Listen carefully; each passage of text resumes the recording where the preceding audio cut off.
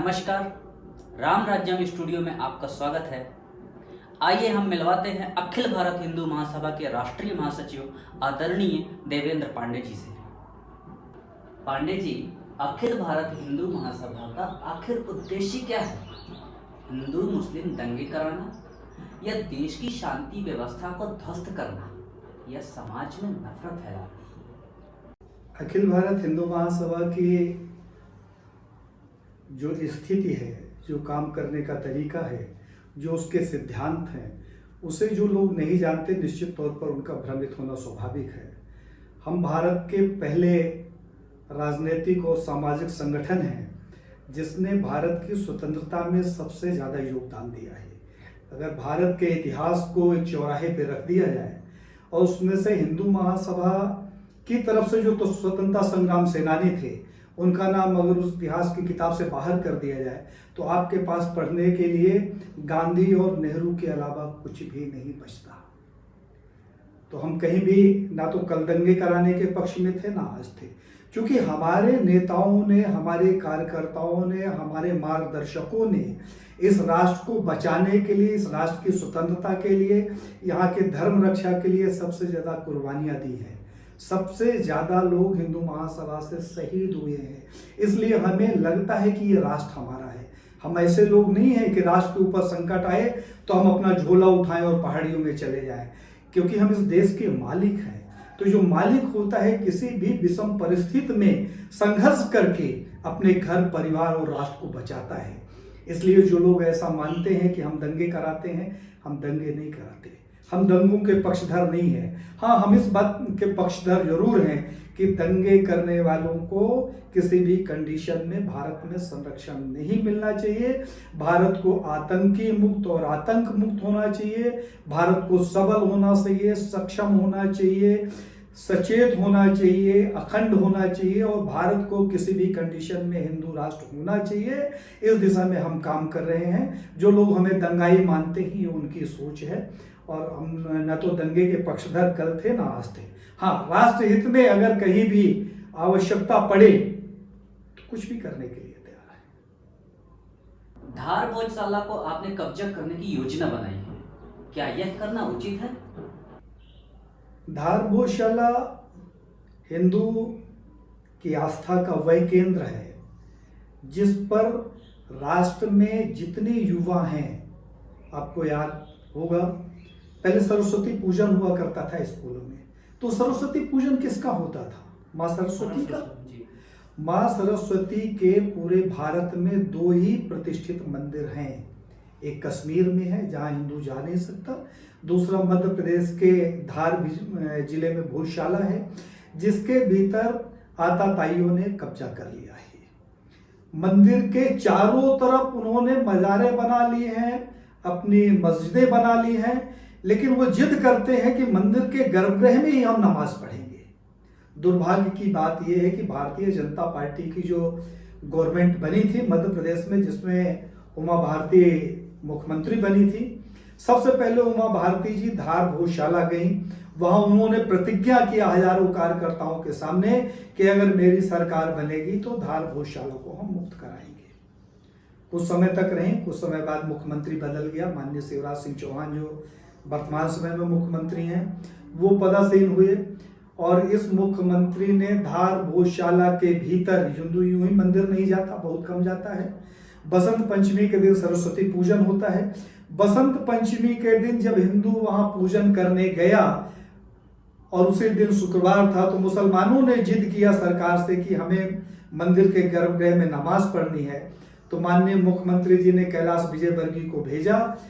हिंदुओं के ऊपर लाठीचार्ज हुआ, हिंदुओं के हाथ तोड़ दिए गए, पैर तोड़ दिए गए, 14 टांके लगे और मुसलमानों को ले जाकर जबरदस्ती हमारे गर्भगृह के भीतर नमाज पढ़वाई गई। वो हमारा मंदिर था। मुसलमान बगल में बनी हुई मजार में नमाज नहीं पढ़ता, बगल में जो उसने मस्जिद बना ली है वहां नमाज नहीं पढ़ता। उसकी जिद है कि हम गर्भगृह के भीतर नमाज पढ़ेंगे और भारतीय जनता पार्टी की सरकार हमारे मंदिर के गर्भगृह में नमाज पढ़ाता है। जबकि हमारे यहाँ गर्भगृह की मान्यता इतनी है, इतनी पवित्रता है कि उस मंदिर का महंत भी अगर गर्भगृह के भीतर जाता है तो जितनी बार जाता है उतनी बार स्नान करता है, कपड़े बदलता है, तब वह गर्भगृह के भीतर जाता है। तो मुझे ऐसा लगा कि अनुनय विनय के लिए हमने इनको पत्र भी दिया, आंदोलन भी किया, प्रदर्शन भी किया, लेकिन इनके कान में जू नहीं रहेगा। तो हमें ऐसा लगा कि भारत में कानून जो है वो कब्जे के आधार पर प्राथमिकता देता है। अगर किसी के मकान में कोई कब्जा कर ले तो मकान मालिक को सिद्ध करना पड़ता है कि भाई ये मेरी प्रॉपर्टी है, जिसने कब्जा किया है उसने अवैध किया है। तो मुझे लगता है कि धार भोजशाला में हिंदुओं को अपने स्वाभिमान की रक्षा के लिए, अपने धर्म की रक्षा के लिए जबरन कब्जा करना पड़ेगा, क्योंकि सरकार उसका समाधान नहीं करेगी।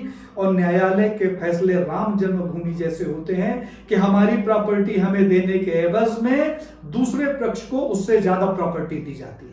तो वहां न्याय नहीं, सौदे होते हैं। तो मुझे ऐसा लगा कि अगर धार भोजशाला को हिंदू अपने शौर्य से, अपने पराक्रम से, अपनी शक्ति से, अपने धर्म की स्थापना के लिए अपने कब्जे में ले लेता है तो शायद धर्म की रक्षा हो सकती है। और इस दिशा में हमारा बिल्कुल प्रयास चल रहा है। आपने सही सुना है, वक्त आने पर धार भोजशाला में हम कब्जा करेंगे और वहां मां सरस्वती की प्रतिमा भी स्थापित होगी और धर्म ध्वज भी वहां लहराएगा। पांडे साहब, सबका खून शामिल है यहाँ की मिट्टी में, किसी के बाप का हिंदुस्तान थोड़ी है। राहत इंदौरी साहब ने बहुत खूबसूरत पंक्ति लिखी है, क्या आप इससे सहमत नहीं हैं? जिनका एक छटांग खून शामिल था यहाँ की मिट्टी में, उन्होंने भारत को चीर कर अपने हिस्से में पाकिस्तान ले लिया। तो बचा हुआ हिंदुस्तान इनके बाप का थोड़ी है। मुझे लगता है कि भारत के भीतर जितना मुसलमान है, इसके लिए सरदार पटेल का 1948 का बयान सुनना चाहिए। भारत के संसद के भीतर रखे हुए चुनाव की लिस्ट देखनी चाहिए कि भारत के मुसलमानों ने, जब भारत पाकिस्तान का बंटवारा हुआ था तो भारत से पाकिस्तान को अलग कर दिया जाए, इसके लिए ज्यादा से ज्यादा मुसलमानों ने, यहां तक कि 92% मुसलमानों ने इस पक्ष में वोटिंग की थी कि हमें अलग राष्ट्र चाहिए। तो जब अलग राष्ट्र चाहिए और भारत को चीर कर 2 हिस्से कर दिया गया, मुसलमानों को पाकिस्तान दे दिया गया और पाकिस्तान को इन्होंने इस्लामिक राष्ट्र बना दिया, फिर भारत इनके बाप का थोड़ी है। ये चिंतन उन्हें करना चाहिए। 1947 में जो भारत का विभाजन हुआ है उसको पूरी तरीके से लागू होना चाहिए। अगर भारत का एक टुकड़ा इस्लामिक राष्ट्र बन सकता है तो बाकी बचा हुआ जो टुकड़ा है वह हिंदू राष्ट्र होना ही चाहिए, विधि संगत होना चाहिए, किसी भी कंडीशन में होना चाहिए, जिसके लिए हम लोग तत्पर हैं और इसे बना कर रहेंगे, क्योंकि भारत हिंदू राष्ट्र हमारा जन्म सिद्ध अधिकार है और इस अधिकार को हम किसी भी कारण, किसी भी तरीके से छोड़ेंगे नहीं। एन केन प्रकारेण हम इसे लेकर रहेंगे। पांडे जी, आप भारत को हिंदू राष्ट्र बनाने का सपना देख रहे हैं। अखिल भारत हिंदू महासभा में कुल कितने कार्यकर्ता हैं? आपने तो ऐसा प्रश्न पूछा है कि इस भारत में हिंदू कितने रहते हैं,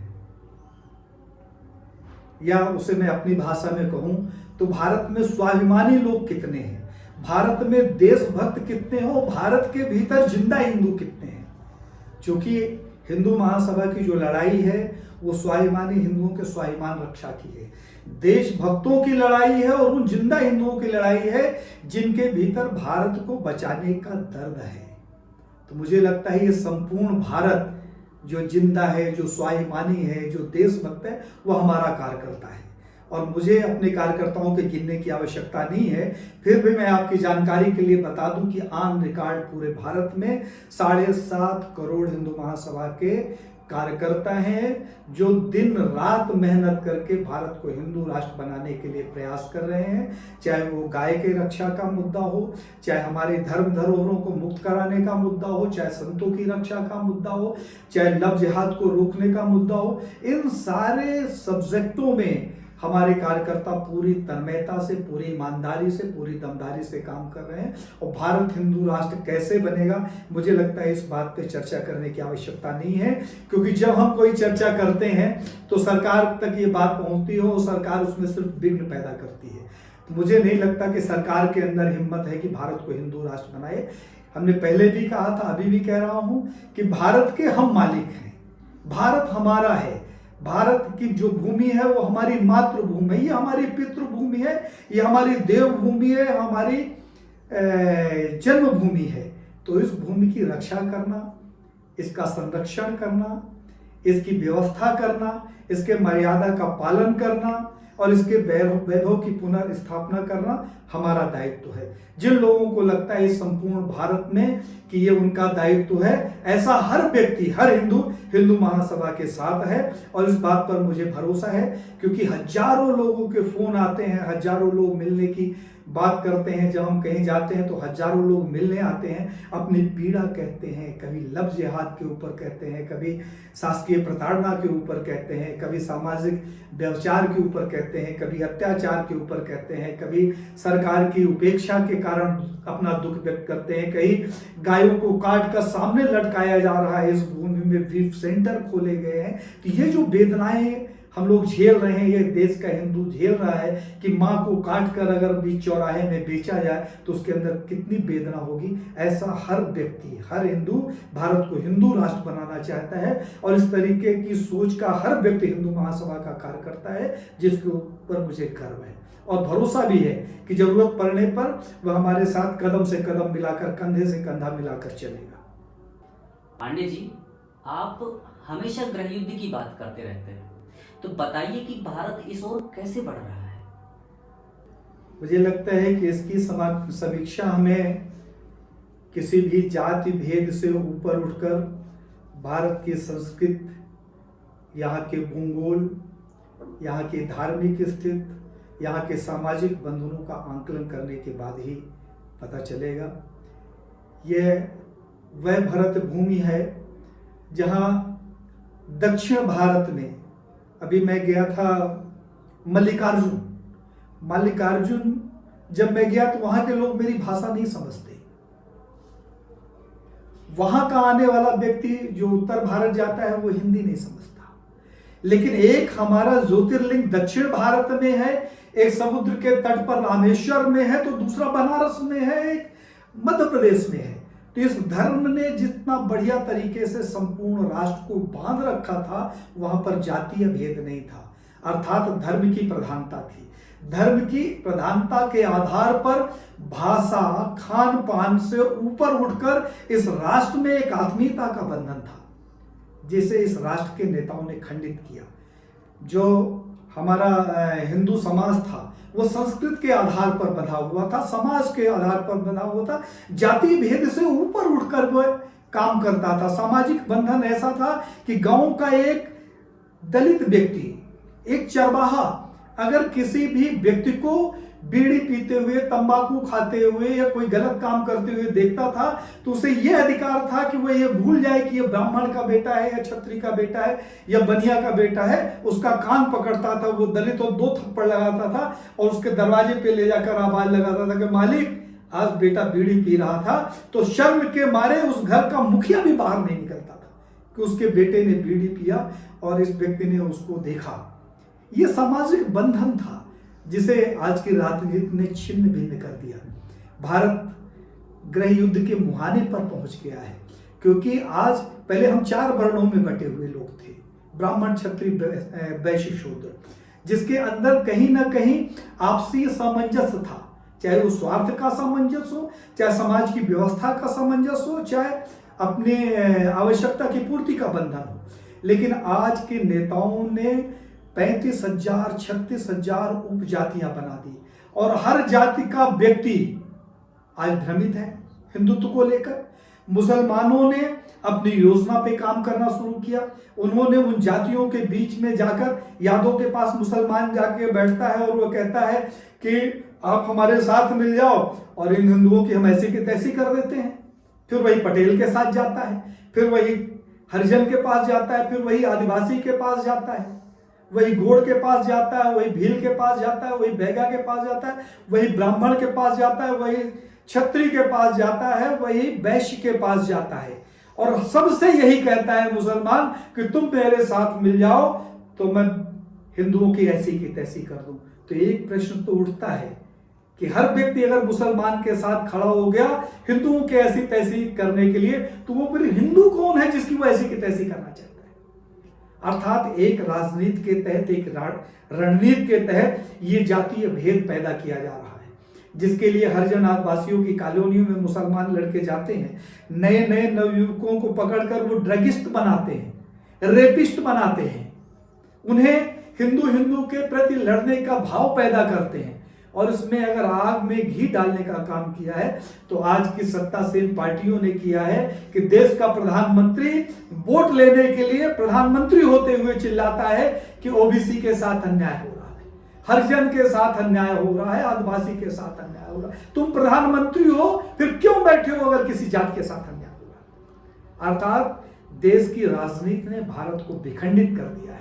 आज जो गृह युद्ध हमें साफ दिखाई दे रहा है, कल हमारे बीच में जो लड़ाइयां होगी, हिंदू को मारेगा नफरत के नाम पर, मुसलमान दूर खड़ा होकर आनंद लेगा। पांडे जी, अरशद अतीक की हत्या पुलिस कस्टडी में हुई, यह सही था या गलत?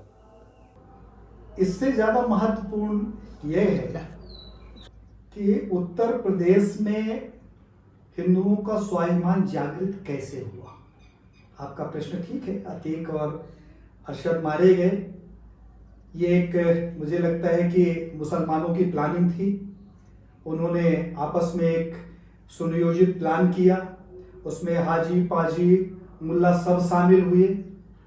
कुछ हिंदू समाज के भटके हुए लड़कों को उन्होंने गुमराह किया, भ्रमित करके उनके हाथ में गन पकड़ाई, और उसका परिणाम ये हुआ कि अरशद और अतीक मारे गए।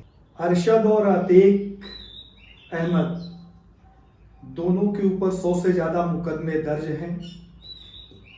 इनके आतंक का कितना प्रभाव था उत्तर प्रदेश में, इस बात का आंकलन इस बात से लगाया जा सकता है कि इनका जो मुकदमा है, उस मुकदमे की सुनवाई के लिए 10 जजों ने मना कर दिया कि इस केस की सुनवाई हम नहीं करेंगे। अर्थात भारत का न्यायाधीश भी इस आतंकवादी से भयभीत हो, उस आतंकवादी को अगर हमारे समाज के भटके हुए बच्चे, जिनके हाथ में मुसलमानों ने षड्यंत्र पूर्वक तरीके से गन पकड़ा दी और उन्होंने इन दोनों का अंत कर दिया, तो मुझे नहीं लगता उन्होंने कोई अपराध किया है। उनको दुखी होना भी चाहिए क्योंकि उनका अब्बा मारा गया है। लेकिन ये दुखी हुए लोग, इन्होंने कभी दुख व्यक्त नहीं किया कि कमलेश तिवारी जो निरापराध था उसकी हत्या हिंदू महासभा कार्यालय के भीतर घुसकर आपने कर दी। ये कभी दुखी नहीं हुआ कि मुल्ला मुलायम सिंह यादव ने कार सेवकों के ऊपर, जो वहां एक मिट्टी बालू लेकर डालने गए थे और कार सेवा करने गए थे, उनके ऊपर गोलियां बरसाई। ये कभी दुखी नहीं हुए कि लव जिहाद की शिकार लड़कियों की गर्दन काट दी जाती है और उसका प्रदर्शन किया जाता है। ये कभी दुखी नहीं हुए कि ताज होटल के भीतर घुसकर आतंकवादी भारत को तबाह करने की प्लानिंग करते हैं, उस भारत को जिस भारत में मुसलमान रहता है। तो इनके दुख का कारण क्या है? ये तब दुखी नहीं हुए जब भारत का राष्ट्रपति अब्दुल कलाम आजाद की मौत हो जाती है और उसी दिन मेनन बंधुओं की भी मौत होती है। फांसी देने के बाद अब्दुल कलाम आजाद का पार्थिव शरीर केरल में उनके गांव में रखा जाता है। 3 किलोमीटर लाइन लगती है उनके दर्शन के लिए, लेकिन उनके दर्शन की लाइन में खड़ा हुआ कोई भी व्यक्ति मुसलमान नहीं था, सिर्फ हिंदू थे। मुसलमान कहां था? उस यूकू मेनन की जो मैयत निकाली जा रही थी बॉम्बे में, उसे 5 से 10 लाख मुसलमान शामिल थे। एक बात तो स्पष्ट होती है कि मुसलमान सिर्फ और सिर्फ आतंकवादियों को संरक्षण देता है, आतंकवादियों को स्वीकार करता है, आतंकी मानसिकता का यह पोषक है। तो अगर 2 आतंकवादियों को हमारे समाज के 2 भटके हुए बच्चों ने गोली मार दी तो ये कोई चर्चा का विषय नहीं होना चाहिए। इंदिरा गांधी को गोली मार दी गई, प्रधानमंत्री थी, राजीव गांधी को मार दिया गया, तब इन्होंने चर्चा नहीं किया कि कैसे मार दिया गया। और मुझे गर्व है इस बात पर कि उत्तर प्रदेश के मुख्यमंत्री योगी आदित्यनाथ हैं, और योगी आदित्यनाथ इसलिए ऐसा सब कुछ कर पा रहे हैं, वहां की उद्दंडता को काबू कर पा रहे हैं, क्योंकि वो दिग्विजय नाथ जी जो हिंदू महासभा के राष्ट्रीय अध्यक्ष थे और उत्तर प्रदेश में सांसद भी थे हिंदू महासभा के, उनके ये शिष्य हैं। योगी आदित्यनाथ के रंगों में, उनकी मानसिकता में संपूर्ण शुद्ध हिंदुत्व दौड़ रहा है, जो हिंदू महासभा की देन। तो आप कल्पना करिए कि जिस दिन हिंदू महासभा का इस देश में प्रधानमंत्री बन गया, उस दिन देश स्वर्ग बन जाएगा, सबल संपन्न सक्षम अखिल अखंड हिंदू राष्ट्र बनेगा भारत। और हमें ये लगता है कि भारत के नौजवानों को, भारत में हिंदुत्व के पोषकों को, संतों को, सामाजिक संगठनों को चिंतन करना चाहिए कि अगर इस राष्ट्र को हिंदू राष्ट्र कोई बना सकता है, सुरक्षित रह सकता है, इन आतंकियों से मुक्त करा सकता है, तो वह भारत का अकेला संगठन है जिसे हिंदू महासभा कहते हैं। शर्म आती है ऐसे नेताओं के ऊपर कि रोज आतंकवादी पकड़े जा रहे हैं, फिल्म बनाते हो। देश का प्रधानमंत्री फिल्म का प्रमोशन करता है वोट लेने के लिए, लेकिन वहां पकड़ी गई फाइल जिसके आधार पर भारत को 2047 तक इस्लामिक राष्ट्र बन जाना है, उस पर कार्रवाई नहीं होती। रोहिंग्यों को देश के बाहर नहीं खदेड़ा जाता। तीन लोगों का जो दोहरा चरित्र है वो राष्ट्र के लिए खतरा है। मैं आपके माध्यम से इस संपूर्ण राष्ट्र के स्वाभिमानी देशभक्त और जिंदा हिंदुओं से आह्वान करता हूं कि राष्ट्र की एकता के लिए, अखंडता के लिए, अपने परिवार की रक्षा के लिए, अपने मर्यादा को बचाने के लिए, अपने धर्म को बचाने के लिए, संस्कृति को बचाने के लिए जागृत होइए, संगठित होइए, समर्पित हो जाइए। अखंड हिंदू राष्ट्र बनाना जरूरी है और अखंड हिंदू राष्ट्र बनाने के लिए हम लोग प्रतिज्ञाबद्ध हैं, संकल्पित हैं। उसके लिए अगर अपने प्राणों की आहुति भी देनी पड़े तो उसके लिए हम तैयार हैं, सहज तैयार हैं, हंसते हंसते तैयार हैं। मैं आभारी हूं राम राज्यम स्टूडियो का, जिन्होंने मुझे आमंत्रित किया। मैं इस इंटरव्यू के माध्यम से, आपके माध्यम से इस देश के स्वाभिमानी देशभक्त और जिंदा हिंदुओं से हाथ जोड़कर अपील करता हूं, आप संगठित हो, जागृत हो, समाज को सत्यता तक पहुंचाने का काम करिए, समाज को संगठित करिए। इस भारत को बचाना है, अपने परिवार को बचाना है, अपने घर को बचाना है, अपने बहन बेटियों को बचाना है, अपने देवालयों को बचाना है और भारत को हिंदू राष्ट्र बनाना है। इसके लिए आप सबको कंधे से कंधा मिलाकर चलना पड़ेगा। यह मेरा दायित्व है। मुझे लगता है कि मैं इस देश का मालिक हूं, इसलिए मैं ये काम कर रहा हूं। अगर आपको लगता है कि आप इस देश के मालिक हैं, आपका भी इस देश के प्रति कुछ उत्तरदायित्व है, आपको भी ये करना चाहिए, तो मैं आपसे पुनः पुनः हाथ जोड़कर विनती करता हूं कि आप सब लोग संगठित होइए और हिंदू राष्ट्र बनाने के पथ पर हमारे साथ चलिए। हम अभी इस मंच के माध्यम से माताओं, बहनों, व्यापारियों, सभी वर्ग के लोगों से हाथ जोड़कर बारंबार अपील करते हैं। जय हिंद, जय भारत, वंदे मातरम, जय हिंदू राष्ट्र, जय हिंदू राष्ट्र।